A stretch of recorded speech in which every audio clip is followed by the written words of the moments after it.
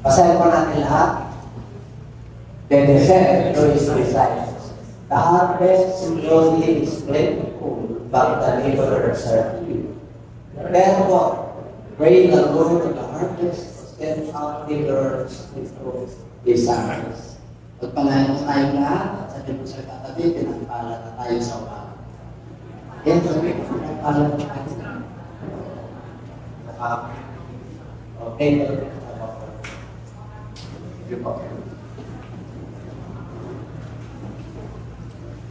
At our son this morning is in time that it's time to harvest.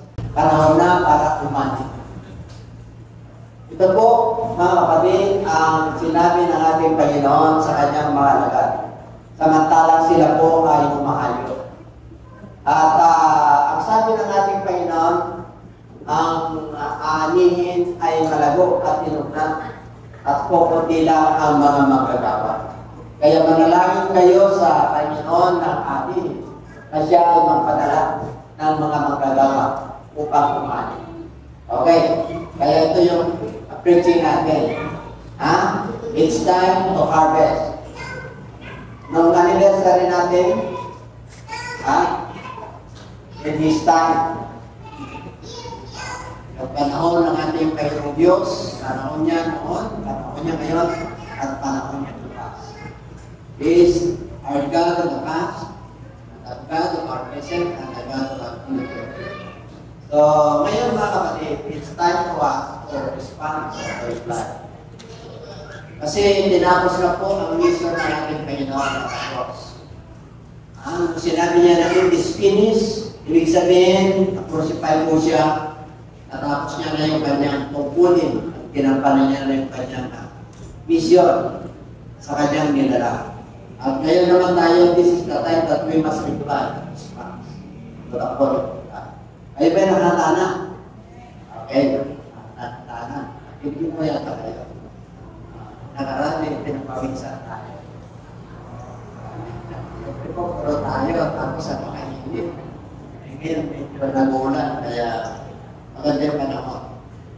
Pag sinabi nga harvest, titignan po natin the parables of tares in the field. It's the parables, ang ating Panginoon po ay laging nagkukwento sa talimpangka. Kasi po, galing po siya sa langit para maabot po natin ang kanyang sinasabi. Kasi pumunta po rito sa lupa. Ang tao po ay may limitasyon. Okay, kaya ito po sa mga nakikinig sa kanya, mga talinghaga, may mga moral lesson na dapat natin makuha. Kaya dito po sa Matthew 13, sa book of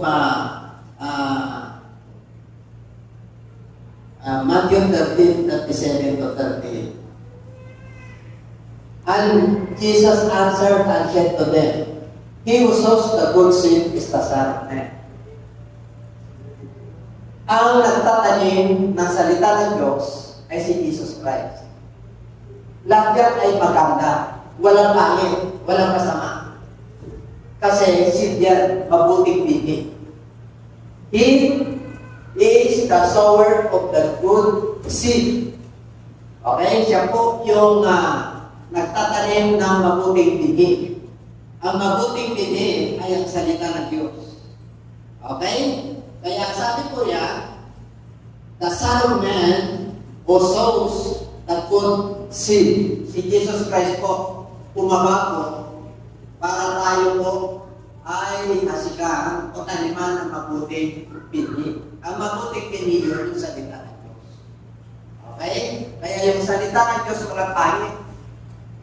Kaya sabi ko ng Biblia, God is good all the time at God is good. Kahit na tayo po ay dumadaan sa mga iba't ibang pagsubok, tayo po ay natututo sa mga karanasan natin sa buhay. Para tayo po ay tumawag sa Kanya. Kasi hindi po pwede na walang bilin. Hindi pwede na walang problema habang tayo po ay nasa laman pa. Because kingdom of God cannot inherit, flesh and blood cannot inherit the kingdom of God. Ito po, hindi makaka-inherit. Itong katawan po natin. Kasi nasa laman pa po tayo. Amen po? Kaya dito po, so ang good seed, yung pinili salita ng Diyos, si Jesus Christ po yan ang nangaral. Thirdly, the field is the word. Ang bukirin daw ay ang mundo ito. Okay? Ang bukirin, siyempre may tinig. Pag ikaw ay may bukid, may tinig ka itatanim. So, kanyo, alay man yan, mais. Tinig po yan. Ngayon, hindi ang tulad po na itong pinabibilangan natin ng mundo. Itong field na ito, ay ang earth, ang mundo. Nakuha nyo? The good seeds are the sons of the kingdom. Yung ipinangaral ni Kristo na binig na salita ng Diyos, nananalig, yung mga anak ng Diyos ay nasa kaharian. Sila po yung nagmamana. Good seeds are the sons of the kingdom. Ang mga anak ng Diyos, sila po ay nagmamana. Sila po yung nagkinabang sa good seeds. Pangatlo, but the tares are the sons of the wicked one. Pag sinabing tares, weeds po yan. W-E-E-D-S. Tares, mapaliran damo. Kaya kahit anong gawin mong mabuti, meron kang daraanan na hindi mabuti. May masama. Kahit anong gagawin mo sa buhay mo, meron mantya at meron masasabi sa iyo. Kahit na anong ingat mo. Kasi tao pa lang tayo. Kaya lang, dahil hinasikan tayo ng mabuting binhi, at tayo po ay nanalig doon sa salita niya, at tayo po ay sumusunod, kaya nakakatayo po tayo. Amen? Nakuha niyo? So, ang nagasig na mabuting binhi, bumaba galing sa langit si Jesus Christ. Siya naharap itong salita ng Diyos. Ngayon, itong mundo rito, ito yung bukirin. So, i-picture po natin sa ating imagination. Napakaluwag ang mundo. Ito po yung bukirin ng Diyos. Tayo po yung anak niya. Nasa atin yung inasig ng Lord yung mabuting libit. Pero yung mapaliran na mo ay yung masama. Yung gumagawa ng masama. So, tama po yun. Si Jesus Christ na akal, nakinig yung mga anak ng Diyos, at yung naninira ay yung mga masasama. Ibig sabihin yung mga hindi sumusunod sa Diyos, yung hindi nananalig sa salita. Okay? Kaya dito po, kung makikita po natin, makukuha na po natin na sino ba yung naghahasik ng masama. Kasi naalala nyo, ang ating Panginoon ay nakaral. Sabi ng Serpan, mabuti naman daw yung binhi. Bakit meron mga damong mapalitan? Kaya, ibig sabihin mabuti naman yung ginagawa ko. Bakit masama ang tingin sa akin at inisip sa akin? Wala naman akong ginagawa sa akin. Nag-evolve lang yung salita ng Diyos ng panahon din ng pa. Ang isip ng tao ay masama. Kahit na mabuti yung kanyang ginagawa. Tama niyo? Kaya, you cannot please everybody. Kahit na ano. Kahit na ano sa temptation. Kahit ibigay mo yung sarili mo, merong mapupunta sa iyo. Kaya huwag ka na masaktan. Given na yan. Sabi mo siya sarili, given na yan. At gawin mo lang kung anong ipabato sa iyo, kung mali yun, alam na naman na pagdadala ka ng mananampalataya ka, kung magawa ng mabuti, salamat kung liwanag yung nakita nila. At kung hindi sila naliwanagan at nainis sila sa iyo, abay, itiyan mo pa rin sila. Kasi ilaw na. Amen? Hindi ka naman yung mapanirang na mo. Hindi mapanirang na mo pa rin. Ha? Meron ba? Minsan, hindi natin nakakayang maugali natin. Kaya isuko natin yan sa Diyos. Hindi tayo natin. Meron tayong mga pagkakamali. Kasi ang tao, pagka nagkamali ka, kung ang pananaw niya ay mali ka, wala kang magagawa. Kasi pananaw mo yun. We have the freedom of expression. Pag sinabi niya na gano'n na siya, at sarado na yung isip niya, wala na nang magagawa. Kaya kahit mag-pray mo na lang eh. Lalo na pagmahal ko sa buhay. Kaya ko na yan. Kaya ko maginig sila. Hindi ko na nikuha natin. Awa niyo. Kaya dito po, papasok na po yung binhi na inasik ng Lord. Mamimilihan ka. Nasa mabuti ba? O nasa masama? Alam mo na kung nasa masama. Galing sa Timoyo. Tignan natin. Terminal. Number 2. The harvest is end of the world. Judgment na to. Kasi may panahon ng judgment eh. Nakanya, hindi magtatagal na masama. Kaya sabi niya, the enemy also is the devil. Ginagamit yung tao ng kaaway para magiging masama. Tandaan niyo po, nilikha tayo ng Diyos sa Kanya, ayon sa Kanyang wangis. Perfect tayo. Mag-generate tayo. Dahil po sa kasalanan, pumapasok po ang Espiritu ng Demonyo. Kaya tingnan nyo. Sino raw ang naghahasik ng masama? Yung kaaway natin. Sino ba kaaway natin? Ang Demonyo.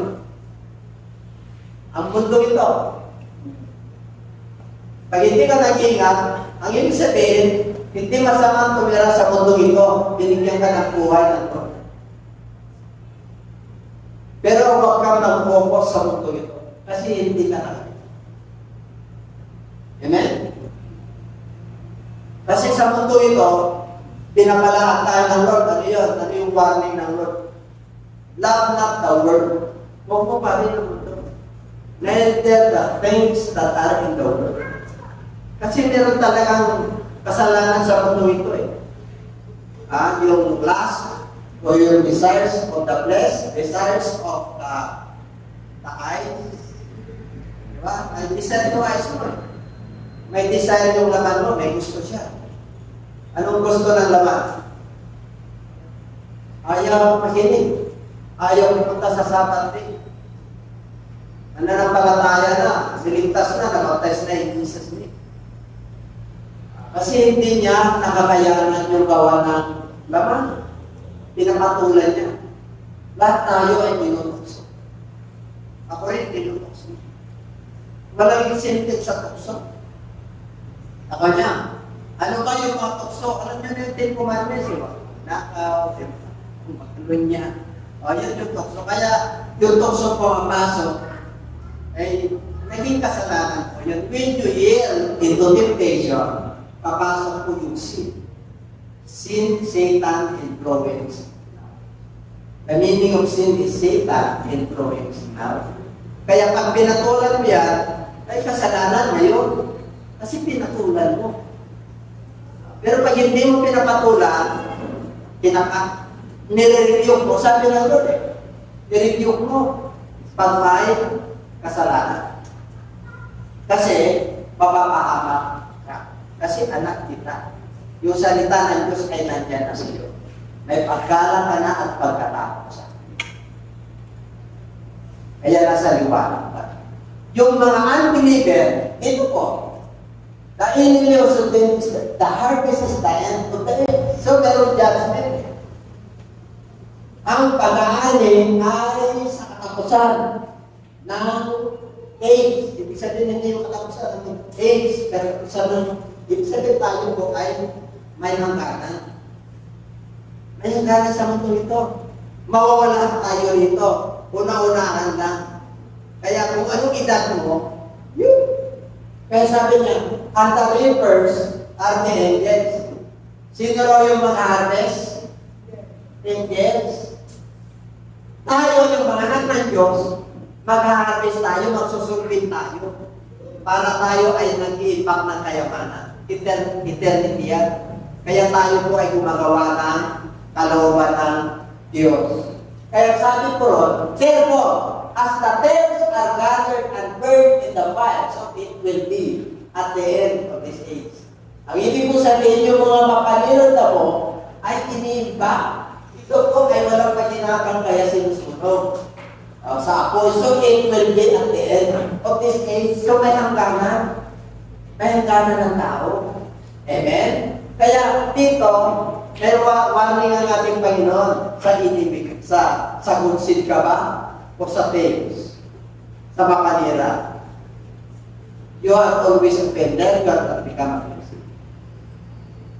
Amen? Kailangan become aggressive. Kailangan nabiblis sila sa atin. Hindi sila nagagalit, hindi sila na-open. Pero may good seed. Meron tayong mabuting bini na nakatanim sa ating puso.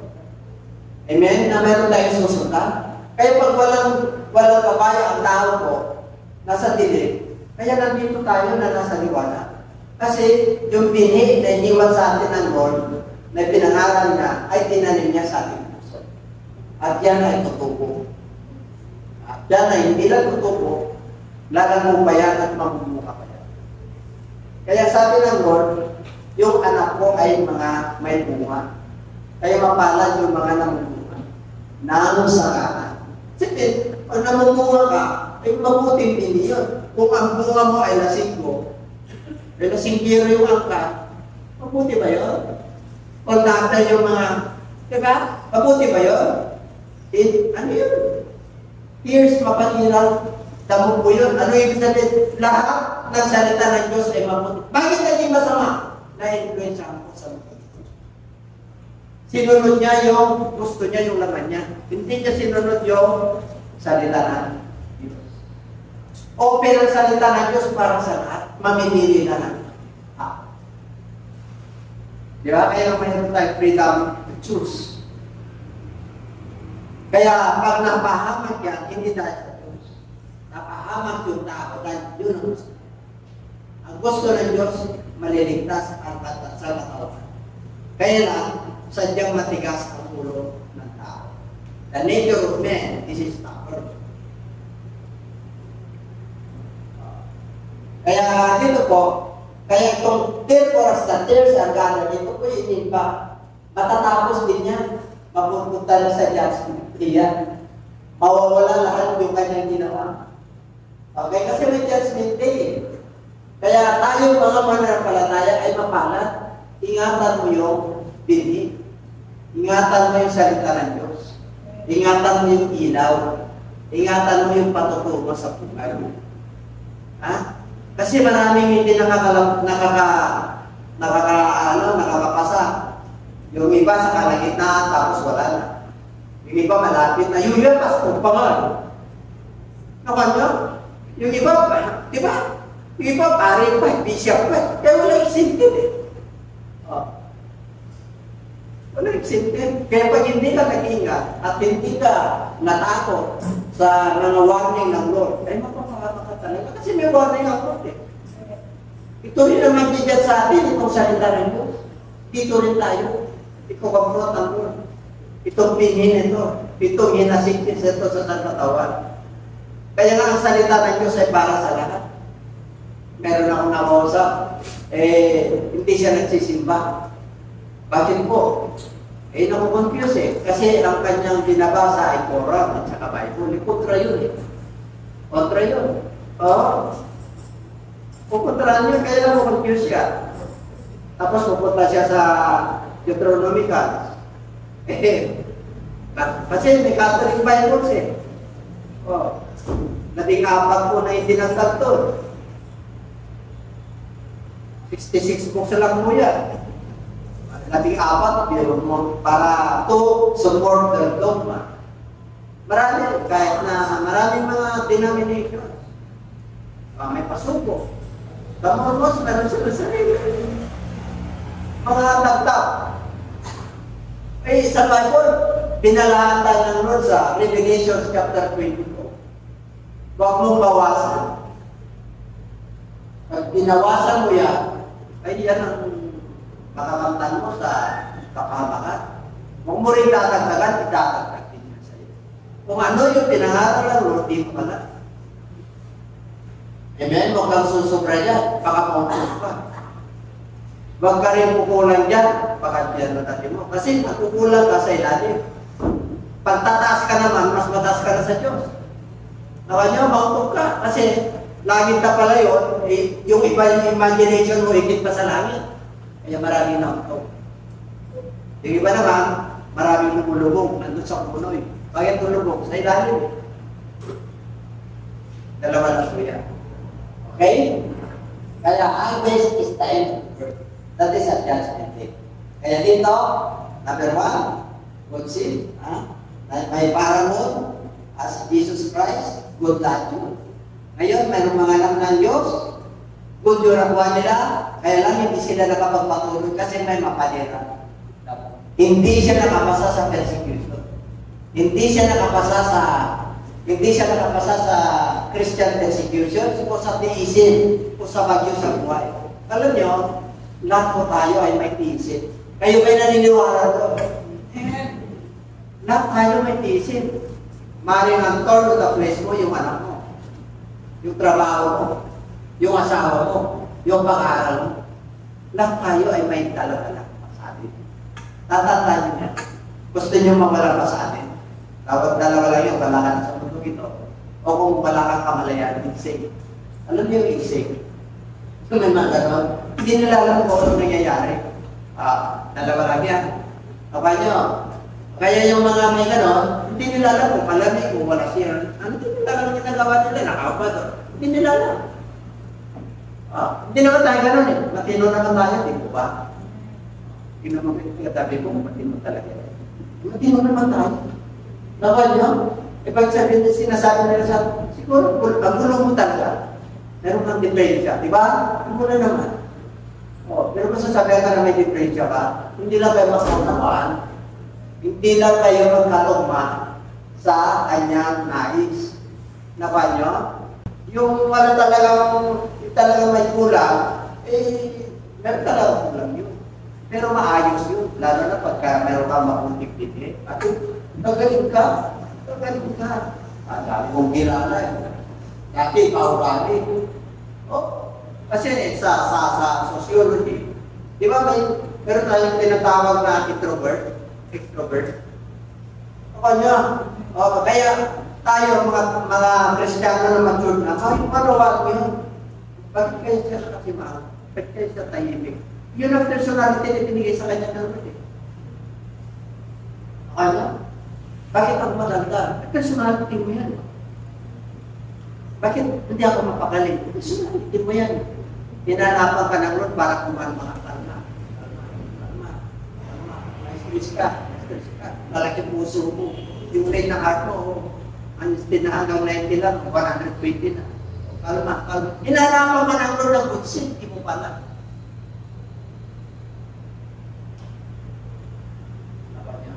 Yung iba naman, may concept na pinalalahan. What do you mean, siya? Mananampalataya ka na. Ilaw ka na. Pero yung old nature bumaba. May old nature tayo. Tama. Tinago na tayo ng Lord, kailangan bumaba niya.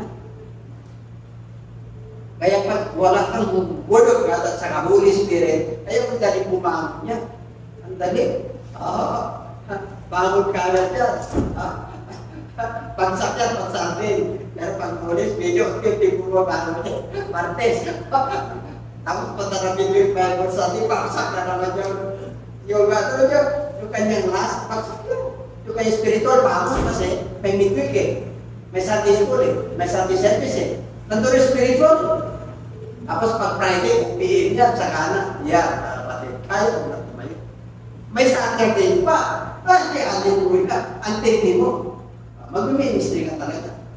Nandiyan pa ba kayo? Hindi ka papayag kung wala kang ministry. Bakit po? Dahil you are grateful to God. Damang-damang mo, nakasama mo. Damang-damang mo, nahihingat ako. Damang-damang mo, nahihingat niya din ako. Sabi ko, pinatalaan na lang namin yung good, yung mabuting hindi. Pinagayaman niya. Yun ang maganda sa mga mananampalataya. Kaya may mga mananampalataya na hindi nakakapasa. Bakit po? Yung old nature papasok. No? Huwag yung kayaan yung old nature yun na hindi naging blessing. Huwag mo dyan na papasok. Kasi hindi ka maging blessing. Baka nyo? Meron pala, siyempre ang expectation ng mga iba na nakakilala sa iyo, kahit ikaw ay mananampalataya, expectations nila, yun na pala talaga. Yung iba nga, akala nila hindi ka na nagkakamali. Mistake is not easy. If you have wrong decisions, then kailangan na-improve mo yung sarili mo, dito ako nagkakamali. Yung success. Acceptance na kailangan mo pag may wrong decisions ka. Pero pag ikaw ay nagkasala, balik at Lord ka. Magpakumbaba ka. At huwag ka na nagpapalik sa kasalanan. Amen? Iba yun. Iba yung mistake. Iba yung sin. Sin. No green.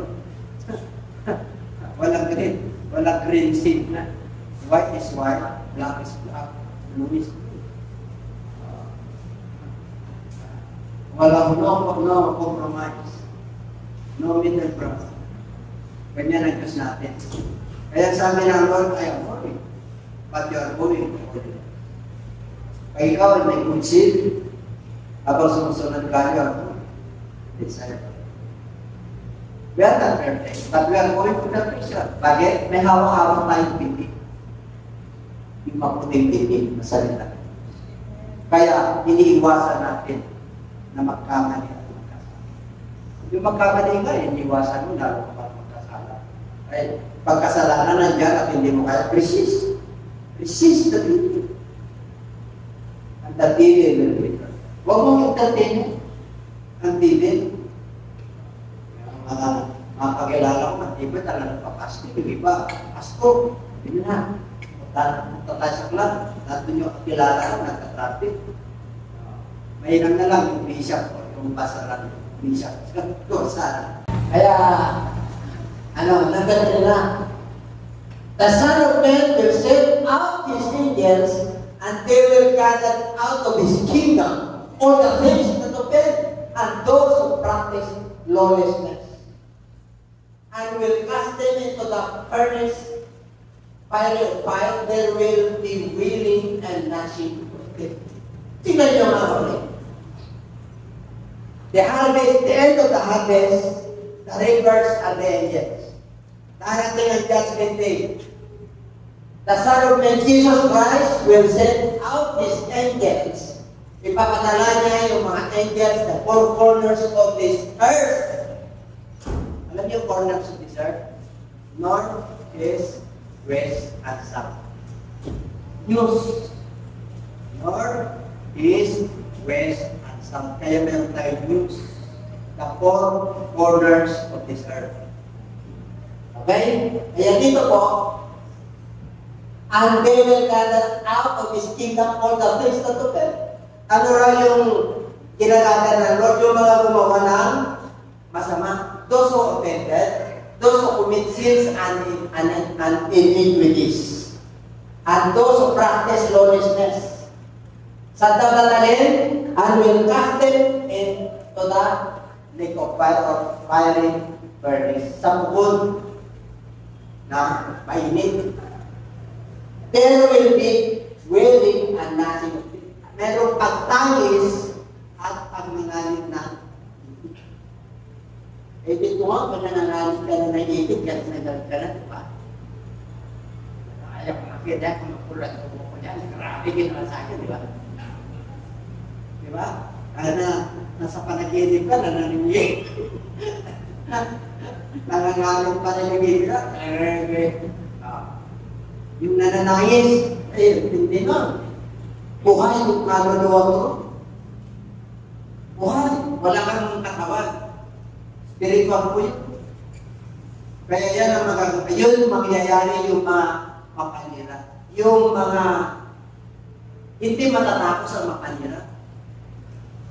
Ibang version ng yung walang katapusan ng paninira. Yung nag-open, ang mapanira.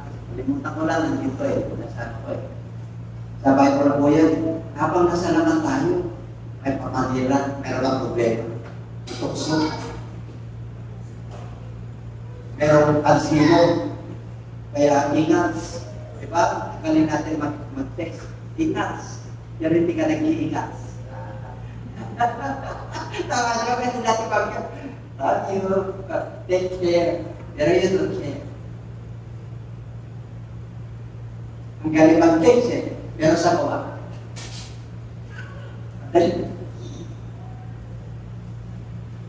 Pero yung action, ang hirap.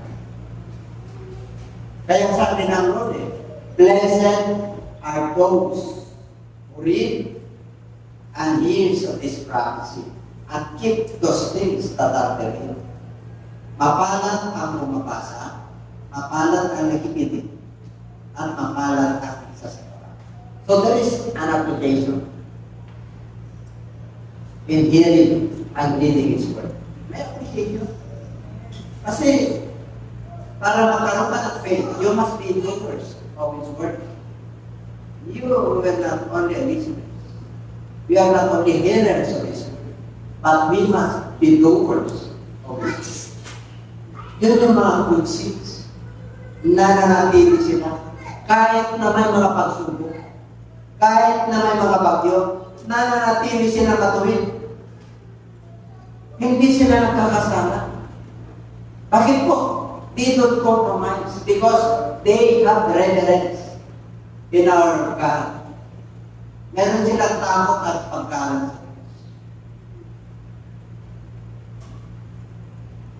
Ang sarap ng tanong. Ha? Ang sarap na tulog. Parang wala kang inala na nakaakay. Pero yung iba, iniisip ka nila, tinawag mo, napaka-COVID. Jeremiah 29 verse 11. I know the plans I think toward you, saith. Maganda ang plans mo sa'yo. Lalo na Diyos siya sa katawan niya. Meron ka na to give you future. Magandang future mo. Pero yung tao, bakit ganito nangyari? Tingnan niya kagad yung lumika sa kanya. Hindi niya alam. Pinalalahanan siya ng Lord kung bakit nangyari siya. Kaya, alam na natin na may mapalina. Kahit ang mura na mabuti ka. Be wise tayo. Kaya sabi na Lord, be wise. Dilagay kayo sa mundo ito, sa gitna ng mundo ito, sa mga lubong maninila. Nandiyan ang demonyo. Nandiyan ang kawan ng mundo. Nandiyan ang manulusok. Pero be wise. Meron kayong pinit. Meron kayong salita ng Diyos. Meron kayong pagkalan sa akin. Sasamahan ko kayo. You can resist. You can trample down this nation. You can cast out demons. You can cast out poverty. You can near health unto the sick. This is the problem. You must believe in my word. Have faith. You are my son. You are my children. I promise. I will never forsake you. Never leave you, forsake you, ever unto the end of this peace. Alam niyo, kahit wala na tayo dito, buhay kami, yung soul mo, buhay. Natutulog ka lang. Believers are asleep. Ano lang ang believers, natutulog lang. Sa mata ng Diyos, sa mga mananampalataya, ang kanilang mga kaluluwa na kapisip. Tatlo yan. Pinreserve ng Lord kahit na naaknas na yung ating katawan. Nandun sa cemeteryo. Buhay yung ating kaluluwa. Natutulog po yun. Lalagyan ng katawan nyo. Pag kinising tayo ng Lord. Magiging spiritual po. Nawala na yung dugo. Nawala na yung laman. Yung ating itong jacket na to, kung ano yung itsura mo, yun ang spiritual mo. Yun ang soul mo. Nawawala na yung katawan. Pero yung spiritual, hindi na po. Yun ang hinahabutan. Yun ang hindi na makata. Yung ating soul. And then everybody say it. Kaya nga makahantin mo, ginabaka ka naman, natutulog ka lang. Isang baba, hindi tayo rodyo. Gentiles ka. Grabe ginawa ni Jesus Christ. Kung alam niya lahat, grabe. Talagang magtigil ka talaga sa Diyos. I want to be a part of the harvest. Gusto ko, Panginoon, na kasali ako at parte ako sa ali. Ako ay isa sa mga pag-aali. I am one who labors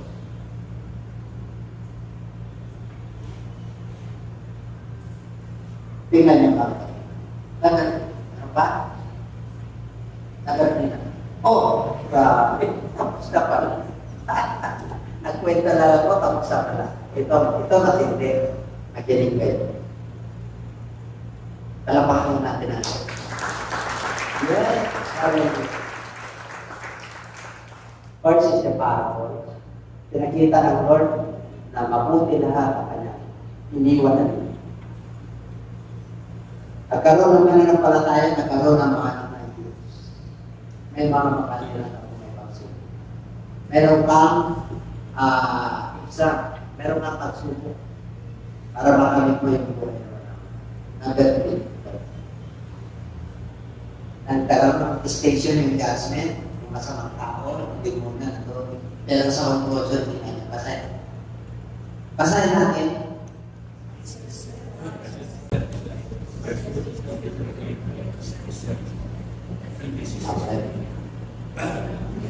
There are still 4 months, and then comes the harvest. Behold, I say to you, lift up your eyes and look at the fields, for they are already white for harvest. And he who reaps receives wages. Sino gusto may upa? Ang gusto mong bibigay. Di ba meron kayong pagkaya kayo hindi correct? Meron kayong sweldo?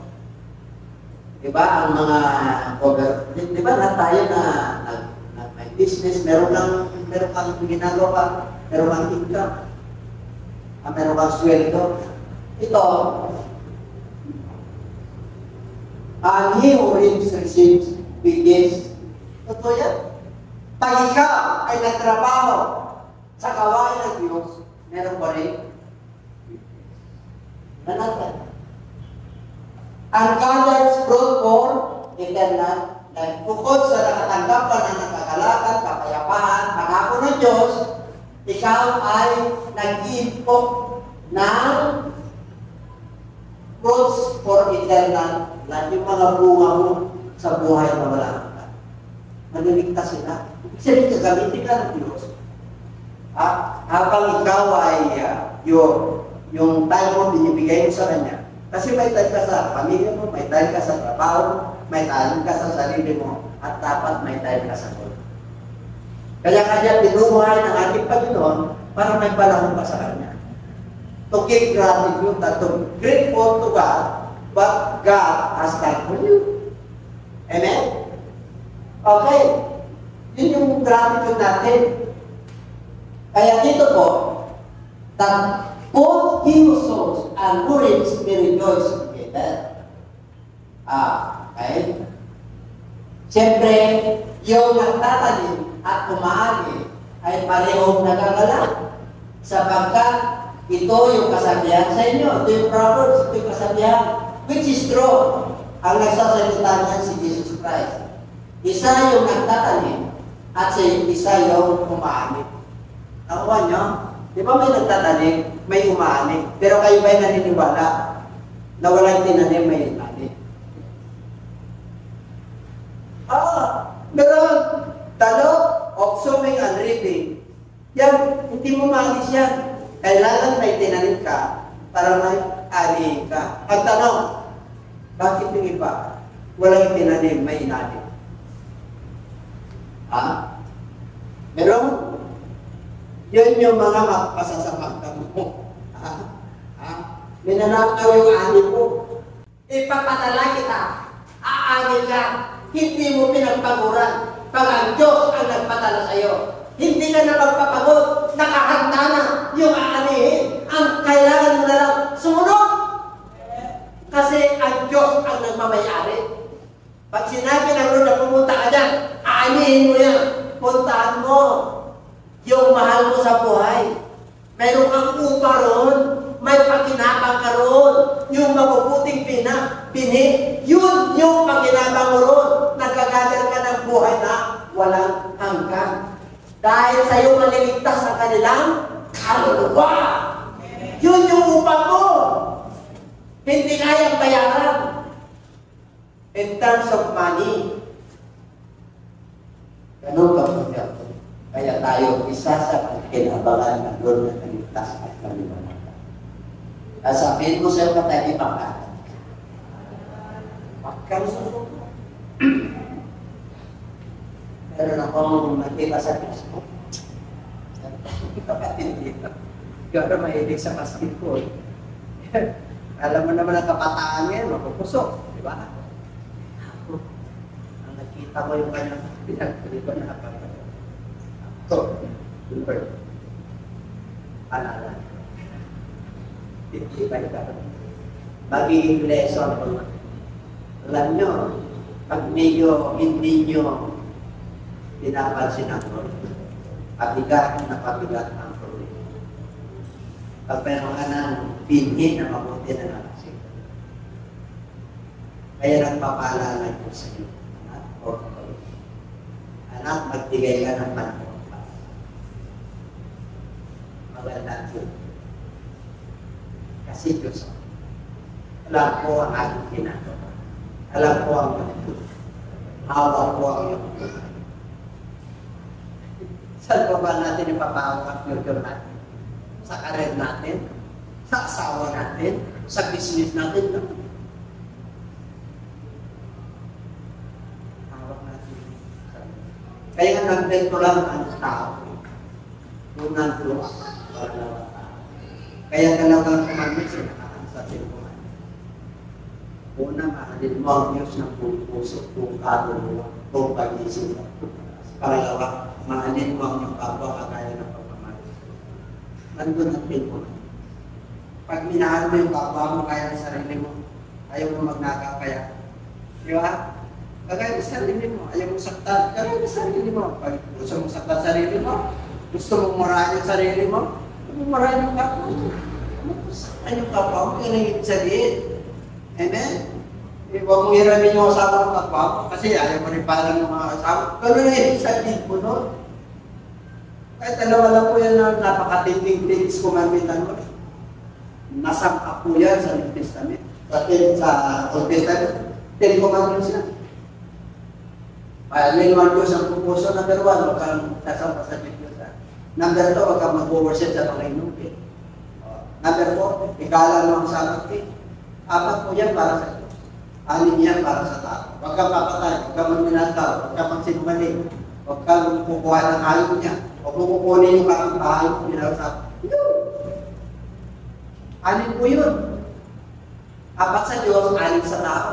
Kaya 2 na lang po yun. Pero mo, sinurod ka na ni Lord. Pag nasa Lord ka problema, yun ay ibig sabihin Lord. Tapos yung 10 commandments. Automatic po yun. Kasi minahal mo na siya. Kinala mo siya. May pagkatawag ka sa kanya. Kaya ganoon din ang pagmamahal mo sa kapwa mo, sa mahal mo sa buhay, sa asawa mo, sa loved ones mo, sa kaibigan mo, sa pastor mo, sa business mo, sa mga kapatiran. Naunawaan mo siya. Bakit nilagay ng Lord yung mga protected sa ating puso. Kaya kung may mapagirang, hayaan mo lang. Kasi may judgment naman yun. Hindi magtatagal ang masama. Dapat kumpensa. Kahit sa gobyerno, hindi tatagal ang gobyerno ng masama. Naniwala ko kayo dyan. Pag may gobyerno tayo, ikalam mo yung namamahala. Kahit na anong gawin niya, ipag-pray mo. Bakit? Hindi tatagal yan kasi masama yan. Mas may kasabihan eh. Di ba?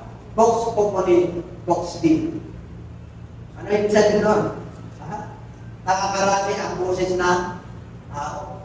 Pag marami ang ng mga tao, boses ng tao yan, nagiging boses na Diyos yan. Nakakarami na. Alam, lising ka na. Huwag ka nang matulog yung pamamahala mo. Galit ng tao sa inyo.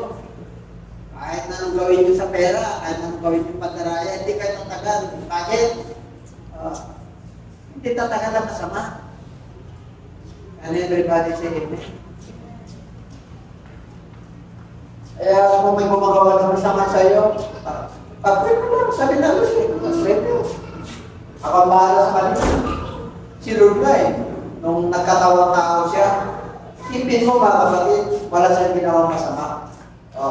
Kinurte siya, pakorte ni Herodes, no ano, ako talaga yung hari ng mga Hudyo. Sinabi mo eh. Sinabi mo. Dati nung nililitis siya, nung ginawa ng mga tao sa kanya, tinambot, tinuran siya. Nung naka-crucify siya, ginawa sa kanya, oh, come down from the cross. Bumaba ka. Kung ikaw talaga nakapaligtas, iligtas mo yung sarili mo. Nasa cross na. Nagligtas pa ba ang ating Panginoon? Kahit na nasa cross na. Kahit na sa kamatayan na, niligtas pa yung isang magnanakaw na. Oh. Kinontinuisa. Oh. Kung ikaw talaga namin nakakaanap niya, ikaw talaga Diyos. Ikaw ang Kristo. Ligtas mo yung sarili mo. Tapos yung isa naman, nagambol ka. O alalahanin mo ako. Pag ikaw ay namatay, sama mo ako sa paradise. Dapat gano'n lang ng mga Kristiyano. Amen?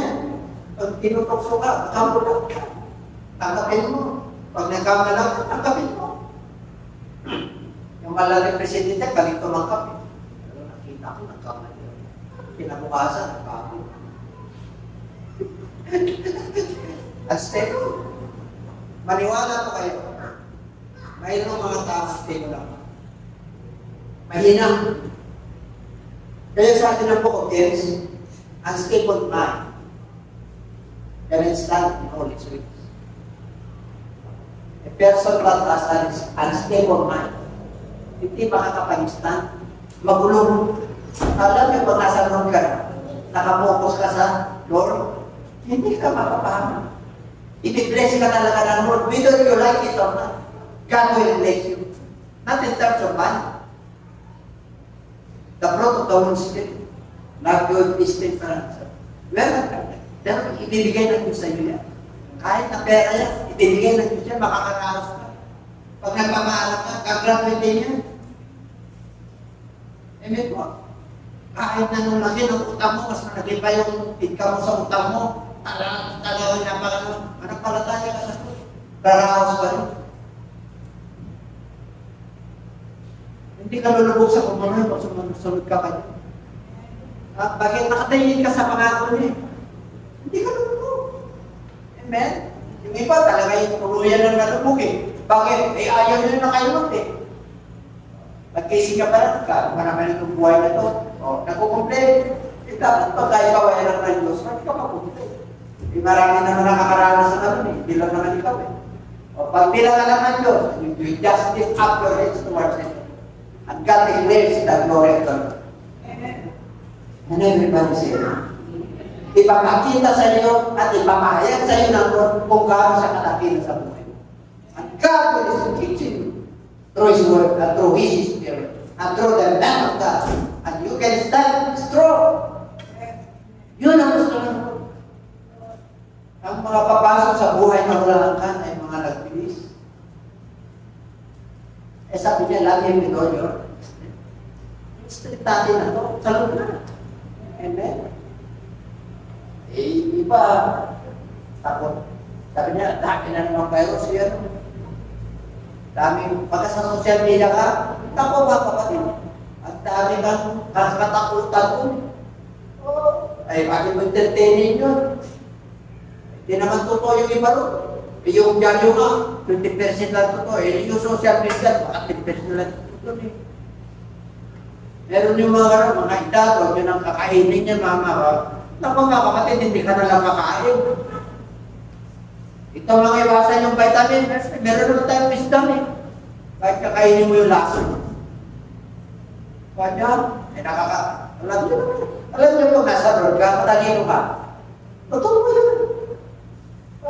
Hindi, ayaw na rin na mapapahamang ka. Amen po.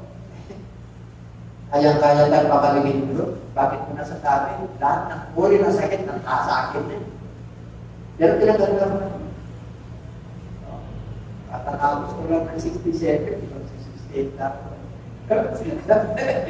Eh, bakit sa panahon? Magbibenda naman. Jun! Alam-alam mo lang, kalahati. Madali lang, alam mo, kahapon lang yung 2024. Who is your future? God is my future. It's not myself, God is my future. Who is my present? My God is my present. Yung Pasko na yun. Pero kung ako naging mananampalataya, nagiging good yung Pasko. Yung mga Bible school na naiiwan ng mga gandang bagay, nakarinig sa akin. Ay nagrinig ko daw ng pinag-isip. Dapat yung mga negative, wala na yun, paulo na yun sa laktan ng buhay. Negative yun eh. Pero yung mga positive, yung nakakatatag sa'yo, ng encouragement, yun ang itatagin mo. Eh, mga kapatid, pagdating mo pala, naguluntan ka na eh. Joke ka lang, di ba? Bagay po, mararamdaman mo talaga ng kasama mo. Pag nararamdaman mo yan, para ano ba? Sana, magsama tayo sa hirap at ginawa. Yung mo naman, kaya mo naman po. Nawa nyo, kaya hinasinag ka ng mabuting binhi sa iyong puso para tumubo ka, lumago ka. Gagamitin mo yan, hasikan mo rin yung mga mahal mo sa buhay, yung mga kaibigan mo, puntahan mo lang sila. Hindi mo lang sila i-text. Punta ka, punta ka. Kailangan you must be doers. Kailangan may gagawin ka. At kailangan may gagastusin ka. Kailangan may pangbibli ka. Kaya pinagpakalangan ng Diyos. And everybody say amen. Panglibre ka pa. O kaya hindi sumasama, siya naglilibre. Dapat pag tayo po ay pinampala na ng Diyos, huwag mong ipakita sa Kanya na siya ang naglilibre. Sakripisyo mo yun. Yan ang papag-aralan natin.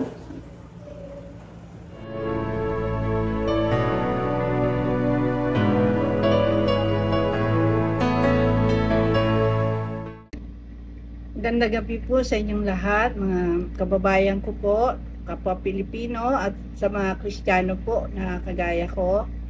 Ako po ay si Pastor Belen at ako po ay nagagalak na makapag-video po na kagaya nito. Nais ko lamang po ipabatid sa inyo na merong magandang balita po ang ating Panginoon na kung sino man ang sasampalataya sa Kanya ay magkakaroon ng buhay na walang hanggan. Pag sinabi po magandang balita, ito po ay merong kaakibat na pagpapala. At alam nyo po, ang isa sa nais ng Panginoon ay kilalanin natin ang ating tagapagligtas. Siyempre, walang iba po kung hindi ang ating Panginoong Jesucristo. Pero nakakalungkot po kasi marami pong tao ang hindi po naniniwala kay Jesus Christ. Yung iba hindi nga nila alam yun eh. Yung iba nga, sabi nila Mesias lang siya. Pero matindi po yung Mesias, Savior po yun.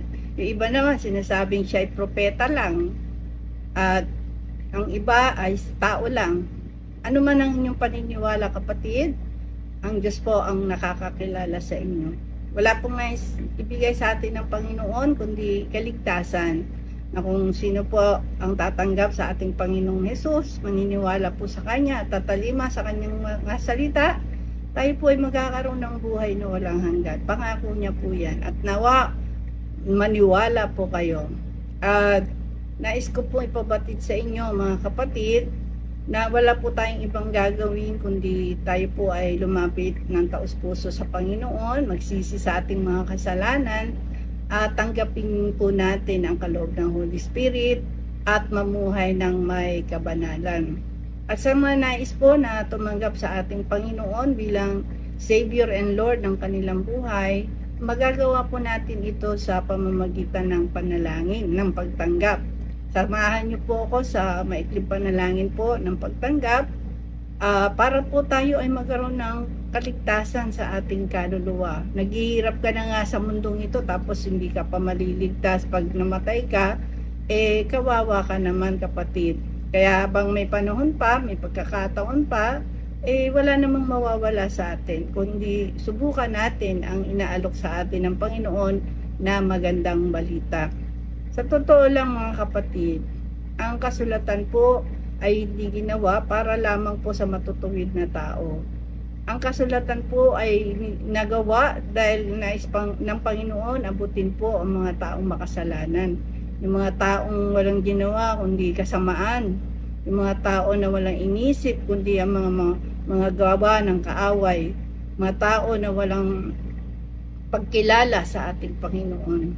Nakakalungkot man, sila po ay mapapahamak kung di po makakilala sa ating Panginoon. At kaya po tayo ay binibigyan ng Panginoon ng pagkakataon sa gabi ito na tanggapin po natin siya sa ating buhay.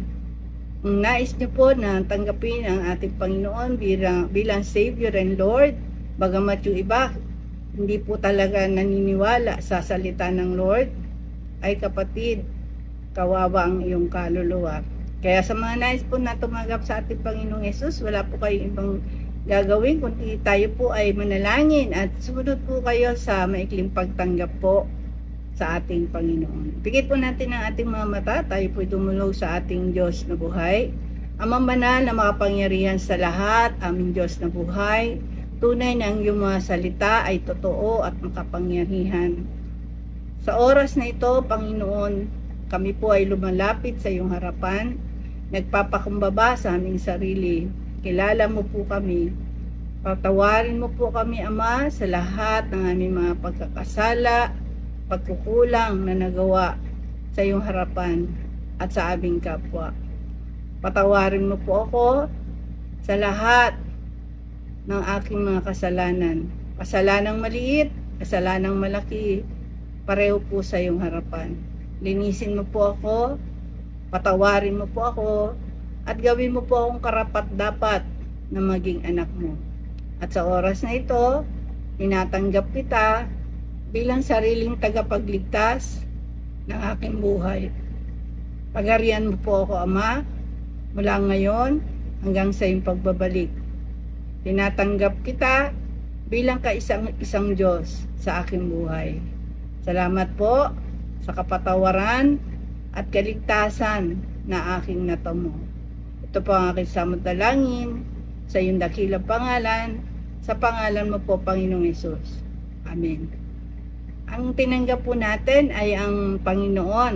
Hindi po natin tinanggap ang anumang relihiyon. Kasi wala pong relihiyon na napako sa krus.